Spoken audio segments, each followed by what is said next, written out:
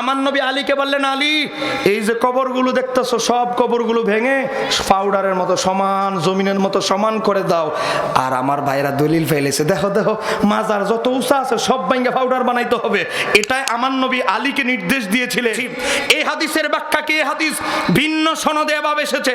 কিভাবে এসেছে? সহিহ বুখারী হাদিস নাম্বার 428, ফাআমারা রাসূলুল্লাহ সাল্লাল্লাহু আলাইহি ওয়াসাল্লাম, আমার নবী যে আদেশটা করেছিলেন বিকুবুরিল মুশরিকিনা ফানুবিশাত, আমার নবী যাদের কবর ভেঙে ফেলতে আদেশ করেছিলেন সেই কবরগুলো ছিল বিকুবুরিল মুশরিকিন, মুশরিকদের কবর। খুলে দেখো সহিহ বুখারী হাদিস নাম্বার 428, হাদিস নাম্বার 1667, হাদিস নাম্বার সহিহ মুসলিম 524।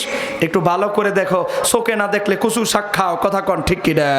এবার আসেন এই হাদিসের ব্যাখ্যা কি? এই হাদিসের ব্যাখ্যা আজ থেকে প্রায় 650 বছর আগে ইমাম ইবনে হাজার আসকালানি বুখারীর ব্যাখ্যায় ফাথুল বারীতে লেখে, খণ্ড নাম্বার 1 পৃষ্ঠা নাম্বার 525 এই কিতাবে বলে, কয়লা বায়দাবিউ আল্লামা কাজী নসরুদ্দিন বাজাবি বলেন, লাম্মা কানাতিল ইয়াহুদু ওয়ান নাসারা ইয়াসজুদুনা লিকুবুরিল আনবিয়াই তাজিমান, ইহুদি নাসারারা তাদের পূর্বপুরুষ আম্বিয়ায়ে কেরামদের মাজারকে সামনে রেখে সেজদা দিত। তারপরে ওই আজআলুনাহা কিবলাতান, কিবলা বানায় নামাজ পড়তো। এরপরে কি করত?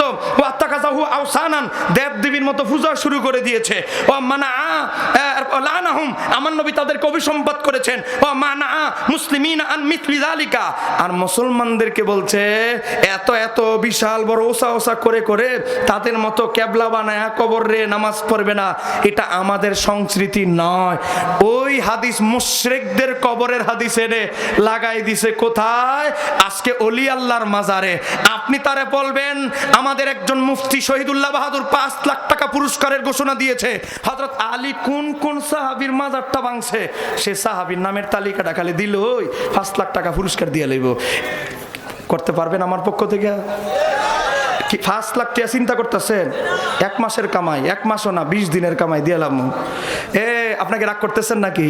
আমি যদি আমার শুধু হাসিমি ভাইয়ের সাথে, আবুল হাসাম মিয়াজি ভাইয়ের সাথে শুধু সারা বছর বেড়াইও, আমার অ্যাকাউন্টে 5 লাখ ঢুকে যাবে। কারণ বই ছাপাই দিছি, চলতেছে অনলাইনে, বস চলতেছে সারা দেশে। আপনাদের দোয়ায় এই বছর আমরা হিসাব করে দেখেছি 100-র উপরে কান্ট্রিতে সুন্নিয়তের এই বইগুলো পাঠাইতে পেরেছি আমরা। একটু জোরে বলেন আলহামদুলিল্লাহ। 100 রাষ্ট্রে আলহামদুলিল্লাহ। আমি ওদম, আল্লাহ রিয়া থেকে অহংকার থেকে হেফাজত করো। বাবা 100-র উপরে রাষ্ট্রে আমরা এই বইগুলো পৌঁছাতে পেরেছি, এটাই সত্য কথা। টাকা কবরে নিয়ে যাব না। আমি আপনাদেরকে বলছি, তাদেরকে বলবেন, হযরত আলী যদি মাজার ভেঙে থাকে, কোন কোন সাহাবীর মাজারটা বানাইছে এটা তালিকাটা দিয়ে দেন, আমরা আর আপনাদের দলে চলে যাব, কোনো অসুবিধা নাই, খালি তালিকাটা দিয়ে দিবে।